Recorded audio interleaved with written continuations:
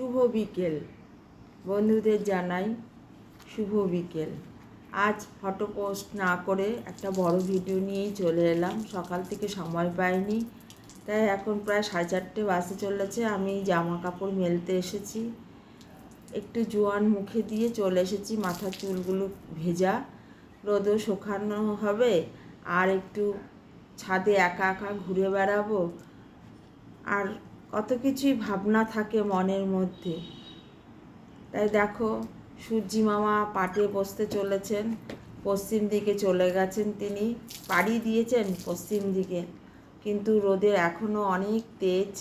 যাই হোক, এক হাতে জামা কাপড় মেলতে খুব অসুবিধা হচ্ছে, তা আমি ফোনটা আবার রেখে দিয়ে তারপর জামা কাপড়গুলোকে মেলে নিলাম, নিয়ে এবারে ঘুরে বেড়াচ্ছি। আর দেখো, আকাশে পাখিগুলো কীরকমভাবে উড়ে বেড়াচ্ছে। শীতকালে প্রচুর পাখি দেখা যায়।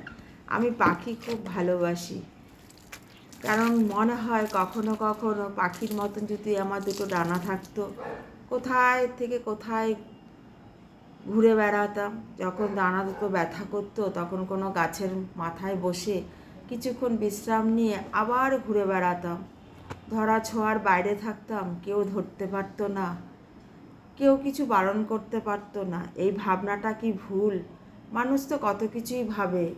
এই ভাবনা একদিন আমি প্রকাশ করেছিলাম, ফেসবুকের এক বান্ধবী আমাকে টিটকারি কেটেছিল। যাই হোক, আমি তার কোনো পরোয়া করি না। দেখো, সূর্যি মামা আরও নিচে নেমে যাচ্ছে আস্তে আস্তে।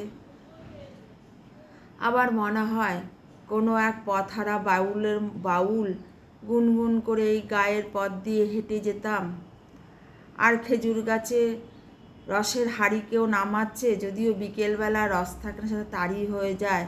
তখন বলতাম, আমি খুব তৃষ্ণার্ত, আমায় একটু কিছু খেতে দেবে, খেজুরের রস বা তাড়ি।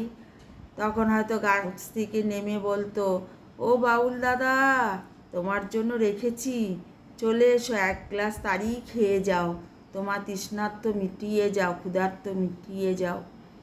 তখন এক গ্লাস তাড়ি খেয়ে আবার মাতাল সুরে গুনগুন করে গান গাইতে গাইতে কোনো এক অচেনা পথে বা অচেনা গ্রামে গিয়ে কোনো এক গাছের তলায় আশ্রয় নিতাম। কারণ বাউলদের তো কোনো ঠিক ঠিকানা থাকে না। যাই হোক, কত কিছুই ভাবি একা একা যখন ছাদে থাকি, ঘুরে ঘুরে বেড়াই, বা কত রকম চিন্তা করি। ভাবনা চিন্তা এটা কারোর ধরা বাঁধা থাকে না।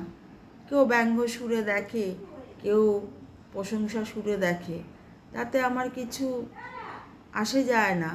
সবাই হয়তো এরকম কত কিছু ভাবে।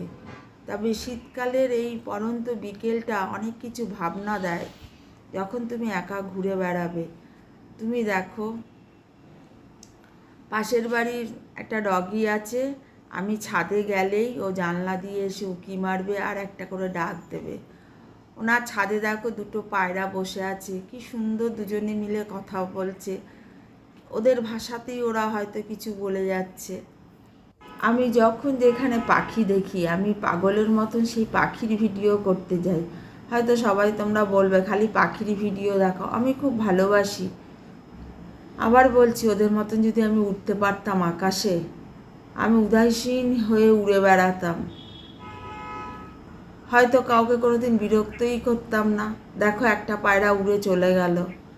ওই পায়রাটা আমার মতন একা হয়ে বসে আছে।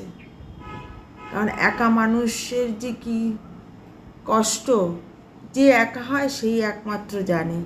যাই হোক, দেখো, শীতকালে এই পাখিগুলো কি পাখি আমি ঠিক জানি না। বন্ধুরা, তোমরা কি বলতে পারবে? এই আকাশে মানে ঘুরে ঘুরে ঘুরে ঘুরে উড়ে বেড়ায়।